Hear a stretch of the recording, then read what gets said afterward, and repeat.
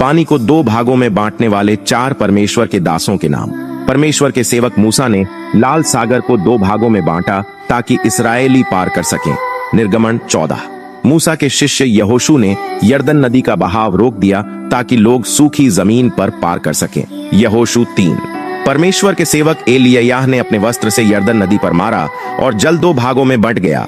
एलिय्याह के शिष्य एलीशा ने भी जब वापस आकर यरदन नदी पर इसी तरह मारा और जल फिर से दो भागों में बंट गया। लेकिन बाइबल में इससे भी बड़ा एक चमत्कार था। जल दो भागों में नहीं बटा, बल्कि स्वयं यीशु मसीह जल पर चले। मत्ती 14:25। बाइबल हमें दिखाती है कि परमेश्वर की शक्ति से जल भी मार्ग बन सकता है। यदि आप इन चमत्कारों पर विश्वास करते हैं, यदि आप विश्वास करते हैं कि प्रभु यीशु शीघ्र ही आने वाले हैं, आमीन कहें और अपना व्हाट्सएप नंबर छोड़ दें। पादरी आपको बताएंगे कि उनका स्वागत कैसे करें।